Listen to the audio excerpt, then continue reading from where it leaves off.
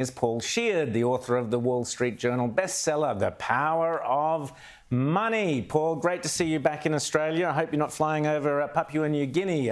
Be careful if you are. Just joking, obviously, Karine Jean-Pierre. Paul, last time we had you on, we argued a bit about digital currencies and central banks. So let's argue some more about digital currencies and central banks. Before we get into what's happening on the American election, I've been increasingly talking about the dangers of cash disappearing. We had that discussion. Tell us your thoughts. Are we heading towards CBDCs? Is this a danger? Is it a good thing? Is it a bad thing? Well, I think we are heading towards CBDC, Central Bank Digital Currencies, Rowan, and I think that the technology is obviously unfolding in that direction. But central banks, I think, as we discussed last year, have embraced the idea. So I think we're going to get there. Is it a good thing? Is it a bad thing? I think it depends on how it's handled. And I think certainly, as you are suggesting, a lot of guardrails need to be put around this. But in some sense, the idea of central bank digital currency is, general citizenry can hold paper banknotes, claims on the government, claims on the central bank. Banks can hold digital claims on the central bank. Why can't the general public also, in this day and age of technology, do so as well? So what about the fears regarding, we've seen the authoritarianism during COVID when the Canadian government was quite happy to seize control of people's ability to spend money if they disagreed with them politically. An absolutely disgraceful occurrence, and that happened like that, blink of an eye. You talk about guardrails, but what would those guardrails need to be, Paul? Well, I think, there are legal issues, there are issues of norms. Weaponizing the monetary system, whether it's at that individual level that you referenced with the Canadian truck drivers, or whether it's at a global level where we see now the whole international monetary system, in some sense, being kind of used as a weapon of geopolitics.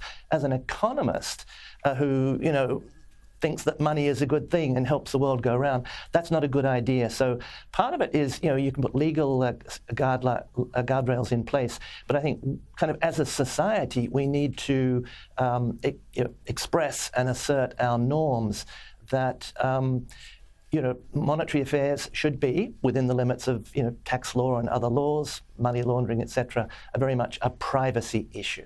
Absolutely. Rita? Paul, turn to the US election.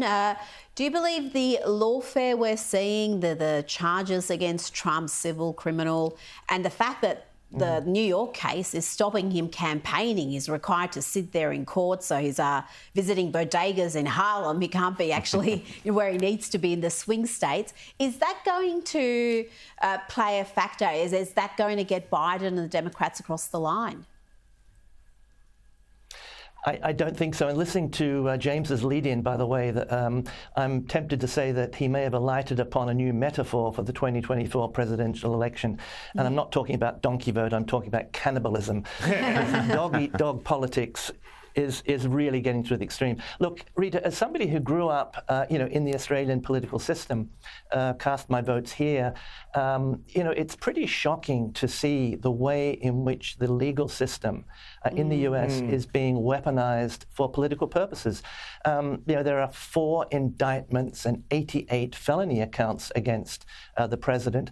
And let's not forget that, the certain forces at play tried to keep Trump off the ballot by invoking this insurrection clause of the 14th Amendment. Now, the Supreme Court, no less, after the Colorado Supreme Court said, this is, we should knock him off the ballot, the Supreme Court 9-0 said, no, you can't do that sort of thing. So it is a concern that rather than fighting out politics at the ballot box, to an increasing extent, it's being done through the legal system. James. Paul, and also the financial system, of course, is also being weaponized potentially here. Inflation is really sticky, and that's going to cause problems with the potential dropping of interest rates, which would ease consumer pressures in the U.S. What are the chances then that Janet Yellen and Federal Reserve officials then open up the sluices of money in other ways to prime the economy, to get cash in consumers' pockets and make them feel good before the November election? Well, I think in terms of Janet Yellen, of course, Secretary of the Treasury, the fiscal policy is pretty much baked in the cake. There has been a lot of money printing that's taken place under the Biden administration, a lot of government spending that's in the pipeline is going to keep coming through, James.